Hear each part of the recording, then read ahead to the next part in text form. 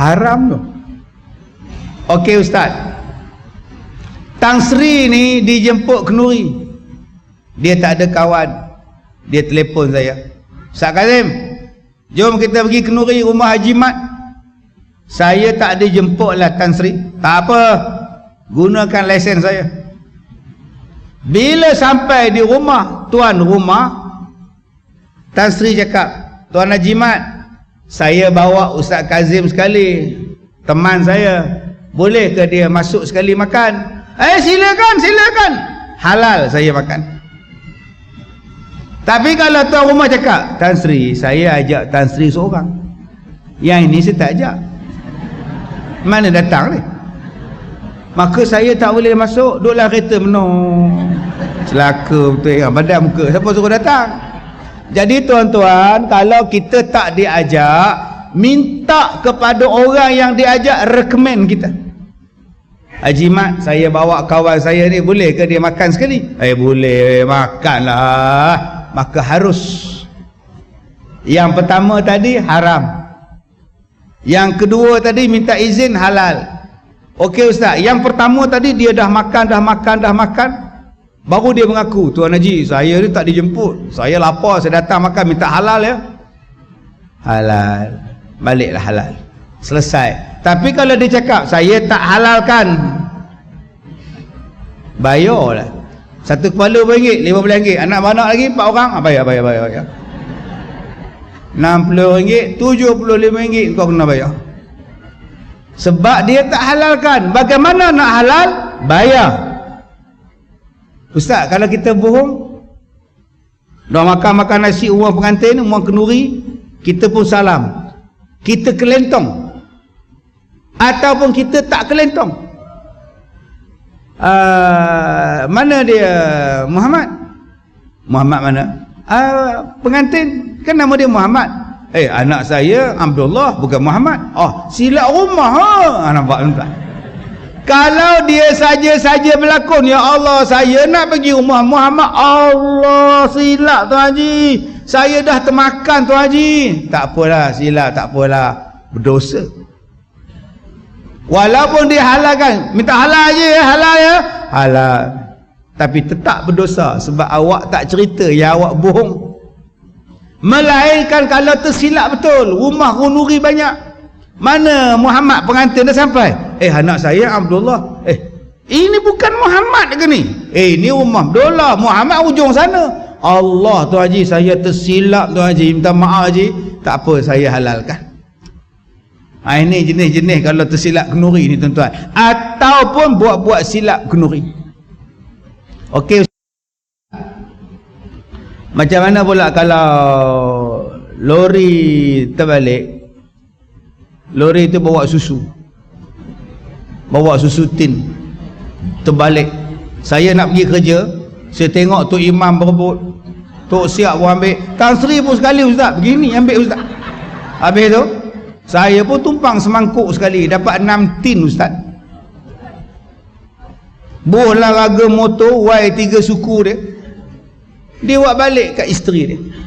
Ya Allah abang, mana abang dapat susu banyak-banyak ni? Rezeki lihau, lori susu terbalik depan tu. Apa hukumnya Ustaz? Baik, yang pertama, adakah pemilik dia izinkan awak ambil? Tak. Driver dia cakap, jangan ambil, tolong, jangan ambil, tolong. Kau diam. Maka itu nama dia menyamun. Tapi kalau tuan dia sendiri datang, ambillah, saya sedekah, bapak saya mau bayar zakat, ambillah, kata dia, pun tak boleh ambil. Itu bukan dia punya, itu bapak dia, Mak Nispu punya, Sidik Segaraga tuan-tuan. Dalam cerita Sidik Segaraga dengan Abdul Wahab tu pun jahat Piramli tu, sebab dia lelong harta bapak dia. Tuan-tuan, ayah saya mau bayar zakat, apa nak ambil? Ambil lah. Dengan meja Sidik Segaraga boleh ambil. Maka hukum orang yang ambil tadi berdosa, wajib pulangkan balik pada Sidik Segaraga. Tu cerita Tiga Abdul.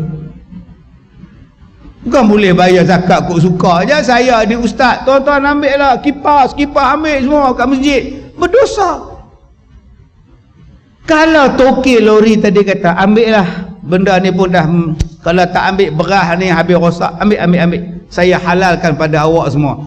Ambillah tuan-tuan. Dengan polis trafik pun ambil sekali, tuan-tuan. Ambillah, pulanglah. Sebab tuan dia izin. Tapi kalau tuan dia tak izin, driver lori tu duduk dalam kepala lori, jatuh dalam parit kepala lori tu, badan lori atas jalan, cedera ke driver lori tu. Tolong. Datang orang ramai tengok je driver tu. Sabar ya, sabar. Ambulance on the way. Sabar ya, tahan sekejap. Kami sibuk nak ambil susu ni. Maka berdosalah yang ambil, wajib pulangkan balik. Okey ustaz. Sekarang ni saya nak pergi masjid.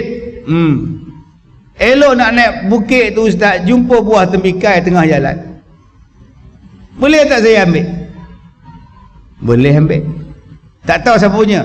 Tak ada pula nama name tag ke apa, tak ada situ pula ustaz. Jadi saya ambil, saya makan. Sebab tu ada ulama kata harus. Sebab tak diketahui pemilik. Kalau tak dimakan nanti jadi rosak buah tu. Makanlah kau, ambil lah. Tak tahu siapa punya. Melainkan kalau benda tu tahan lama, berpuluh beratus tahun pun tahan. Apa dia ustaz? Jam. Masuk ke masjid ada jam dekat tempat wuduk. Siapa punya ni? Siapa punya? Tak ada, saya ambil. Saya punya. Nampak tuan-tuan? Maka itu tak boleh awak ambil. Kena bagi pada bendahari. Minta umum. Barang emas ambil, jangan tak ambil. Serahkan pada Baitul Mal. Bila tarikh jumpa, bila di mana jumpa, pukul berapa jumpa, nama apa jumpa, tah berapa lama nanti mungkin jadi harta awak. Jika tak dituntut. Itu beza antara harta benda yang cepat rosak dengan benda yang boleh tahan lama, yang berharga. Yang ni serah pada tempat yang munasabah. Tembikai yang cepat busuk tadi jangan serah Baitul Mal pula. Ustaz, kami jumpa tembikai ni dekat jalan nak masuk masjid tadi. Ini nak serah pada Baitul Mal ni. Ustaz Baitul Mal pula tanya, saya nak buat apa dengan tembikai ni? Nak buat jus tembikai ke? Tu beza tu. Ya, beza. Melainkan kalau buah tadi orang punya. Duk tergantung kat pokok dia. Tergantung pokok rambutan, pokok mempelam. Kita lalu naik basikal. Kenapa tak diambil buah rambutan? Ni kan membazir. Diambilnya tangga, diambil satu. Itu penyamun nama dia. Wajib minta halal. Ustaz, nak minta halal macam mana ustaz? Saya dah makan sekilo rambutan dia ustaz. Kena pulangkan balik macam mana? Minta halal. Nak halal macam mana ustaz? Benda dah dimakan, bayar mengikut harga sekilo. Saya bayar balik sekilo rambutan ni RM5. Halal. Begitulah tuan-tuan, supaya kita ni semayang kita ditolak ke diterima ke, salah satunya ialah tengok kepada apa yang kita makan dan kita minum. Jadi abang-abang, kakak, berhati-hatilah. Kita buat kerja korban. Saya ni tukang sembelih lembu korban. Saya tukang sembelih lembu korban. Pengurusi masjid bagi dekat saya 4 kilo. Banyaknya Tuan Haji. Ini upah awak sembelih korban. Orang lain semua sekilo, sebab dia orang tak sembelih. Awak je lebih 4 kilo sebab awak sembelih. Saya pun buat balik, hoi. Maka saya makan benda yang haram. Orang yang buat kerja korban, orang yang menyembelih, orang yang melapah ke benda ke, tidak boleh mengambil upah daripada kerja-kerja korban yang dia buat, diambil daripada daging-daging binatang korban. Kalau nak bagi upah pada tukang sembelih, ambil duit sedekah. Jangan ambil daripada binatang korban. Ustaz, saya ni tukang lapah lembu korban. Saya tak minta upah, saya minta kepala lembu je 4 ustaz. Tak payah. Awak dapat macam mana orang lain dapat. Kalau orang lain dapat sekilo, maka awak pun dapat sekilo, tak lebih. Oh, saya buat kerja teruk ustaz, ambil upah duit lain daripada upah daging korban atau mana-mana bahagian binatang korban. Okey ustaz, saya tak tahu ustaz. Selama saya buat korban dah 5 tahun, saya dapat 10 kilo daging korban sebagai upah. Baru sekarang saya tahu Ustaz, apa saya nak buat? 10 kilo tolak 1 kilo 9 kilo. Awak dah lebih 9 kilo. Darab dengan 10 tahun, awak kena beli 90 kilo daging korban, bagi pada orang miskin. Bayar balik daging korban yang awak makan. Ustaz, saya tak salah Ustaz, pengurusilah salah. Yang dia bagi saya banyak, buat apa? Sekarang kan awak dah tahu, bayarlah balik. Masalah dia, masa tu saya tak tahu. Yelah, masa tu saya tak tahu, sekarang awak dah tahu. Yelah, masa tu saya tak tahu, mana saya tahu. Yelah, masa tu awak tak tahu, sekarang dah tahu, hukum jalan lah. Yelah, siapa suruh beritahu? Sudah tuan-tuan. Bodoh betul. Orang cakap nak jaga semayang dia, buanglah benda yang haram yang masuk dalam perut supaya semayang diterima. Baik, yang ke-8, sembahyang orang yang menjual yang haram.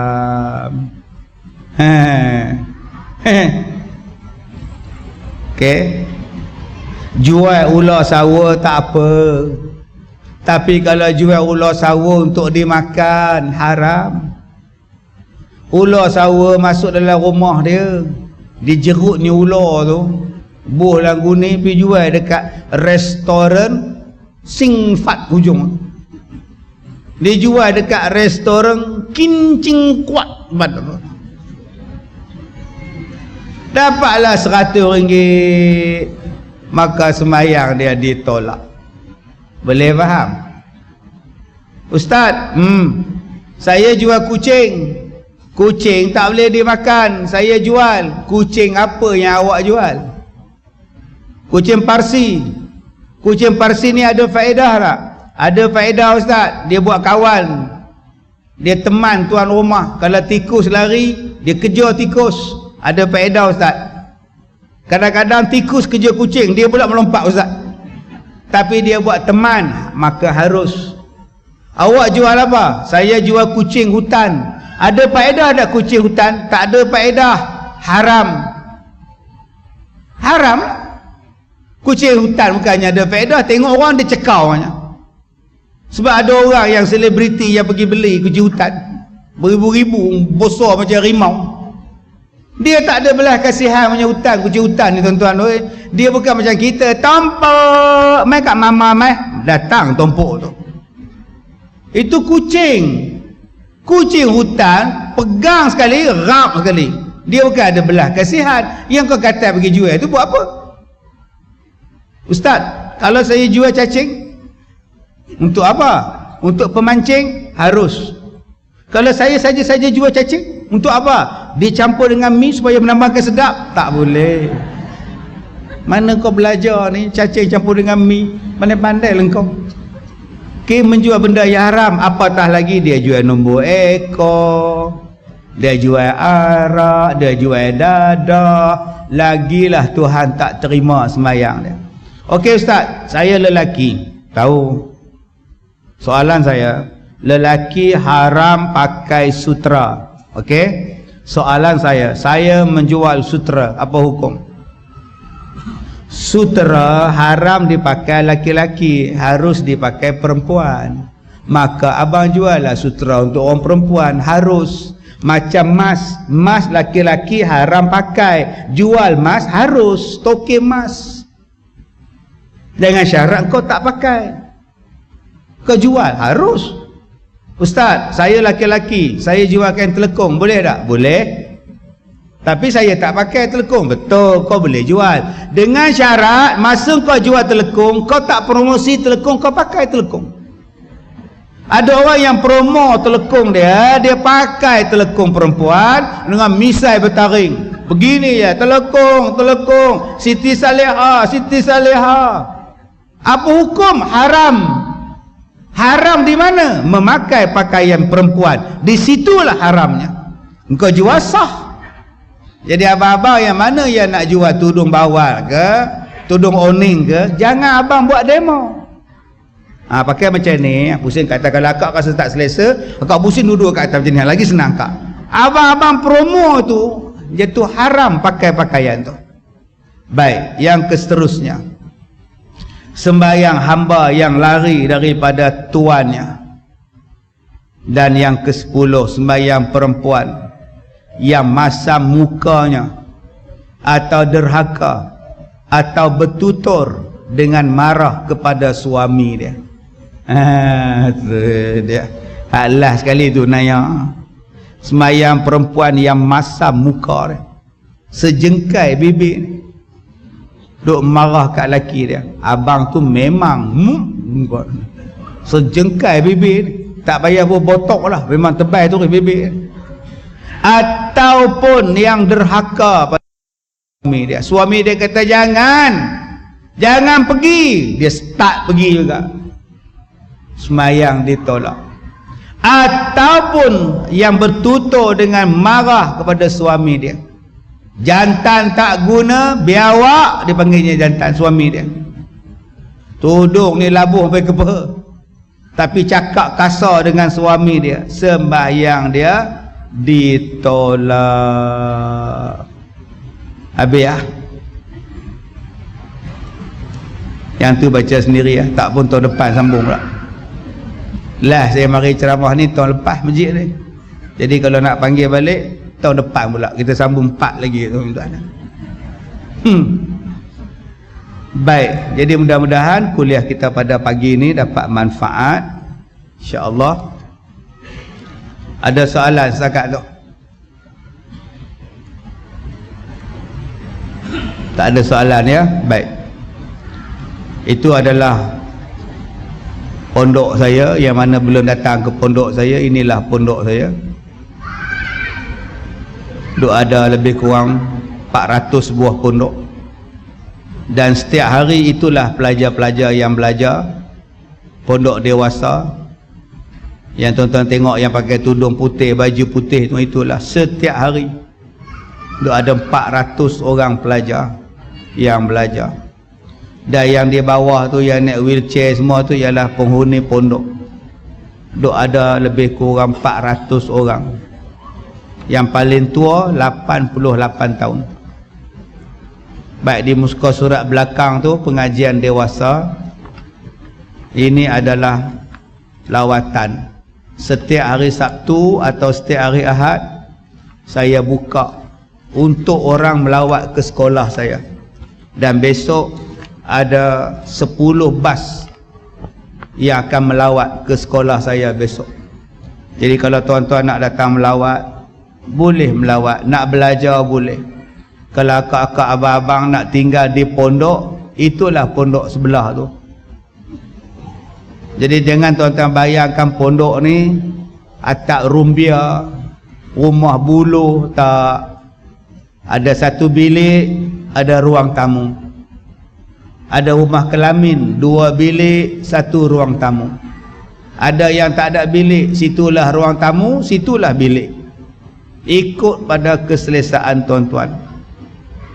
Jadi sampai bila tuan-tuan nak duduk? Sampai mati atau sampai sihat. Yuran sebulan hanya RM70 sebulan. Duduklah mengaji. Okey.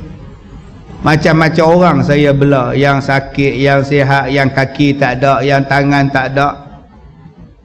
Setakat ni yang saya tak bela, yang kepala tak ada. Yang tu saya tak bela, takut mudah. Tu nama dia hantu Jepun. Jadi sekarang saya offer pada tuan-tuan ada satu tawaran untuk anak-anak cucu kita untuk pengajian pondok remaja. Tahun depan 13 tahun. Jadi siapa yang nak masuk dipersilakan hantar borang. Dan saya akan latih mereka ini menjadi penceramah sahaja. Saya akan latih jadi ustaz. Saya dah latih budak-budak di dalam Astro jadi pencetus ummah. Saya latih anak-anak muda, budak-budak muda ni tuan-tuan dalam TV3 jadi da'i TV3. Jadi saya rasa tak puas sebab saya latih dia orang ni sekejap sangat. Jadi saya nak latih anak-anak ni dalam tempoh 5 tahun. Kena hafaz beribu hadis, kena hafaz hujah, dalil dan sebagainya. Sebab saya nak latih orang yang nak ganti saya. Saya rasa saya dah penat dah tuan-tuan. Balik daripada umrah, saya pergi umrah 5 hari. Balik hari Rabu, hari Khamis saya terbang pergi Indonesia. Sampai hari Jumaat terbang pula pergi ke Subang. Dari Subang pergi Port Dickson. Lepas Port Dickson pergi ke Pulau Pinang. Sampailah hari ni tuan-tuan, mana ada rehat. 2 hari lepas, 2 malam lepas saya di Kratung. Pagi semalam Jumaat saya di TMB Jalan Bangsar. Malam tadi saya dekat Kampung Gajah Perak. Pagi ni dengan tuan-tuan, malam ni saya di Taman Tun Saadun, Pulau Pinang. Pagi besok saya dekat Felda, Jalan Semarak, Semai Bakti Felda. Mana ada di rumah. Malam besok saya ada di Padang Rengas, Kuala Kangsar. Jadi saya nak ada orang yang backup saya, yang latih saya di sebelum saya mati ke apa ke, adalah pelapis-pelapis yang mewarisi ceramah saya.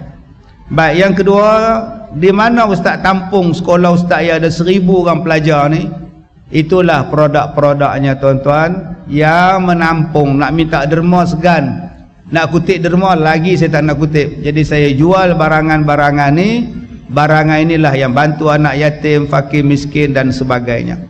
Dan muka surat belakang, semalam saya ceramah di Kampung Gajah Perak. Hujan lebat. Daripada highway, daripada Rawang tu dah hujan dah. Sampai ke Sungkai hujan, masuk ke Langkap hujan. Saya baca doa ni, ya Allah, angkatlah hujan ni ya Allah. Tak pun pergilah tempat lain ya Allah.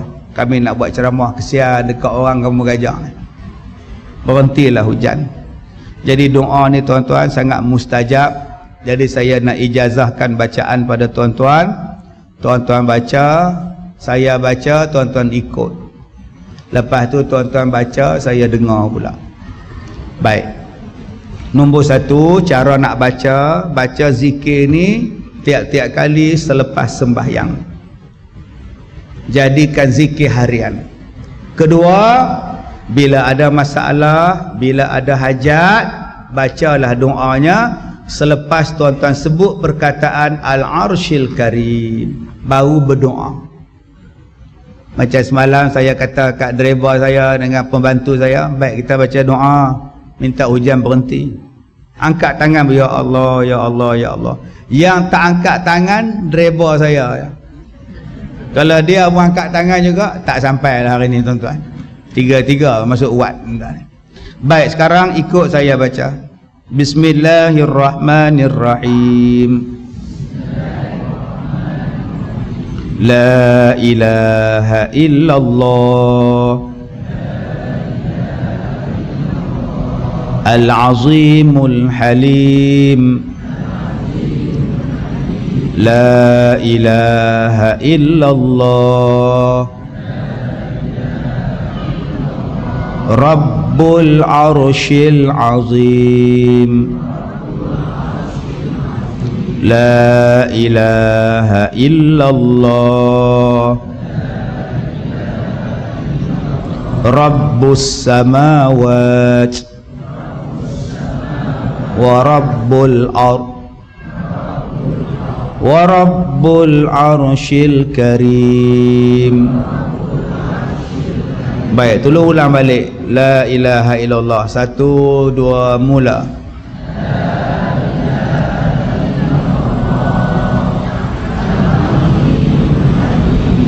Ya.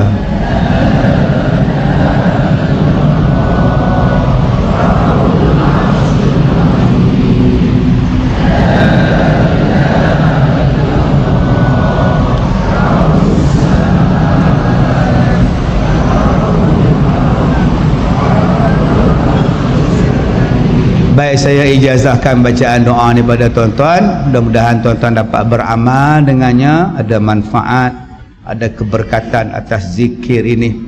Baik, kalau yang mana tak dapat, mintalah pada kawan tolong photostat Sat. Potong ni tolong photostat.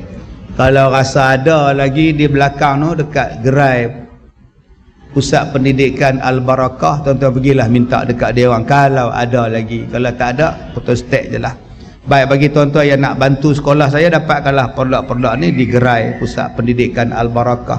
di belakang tuan-tuan. Terima kasih Tan Sri. Minta maaf saya lebat sampai. Minta maaf terkasar bahasa. Sekian, wabillahi taufiq wal hidayah.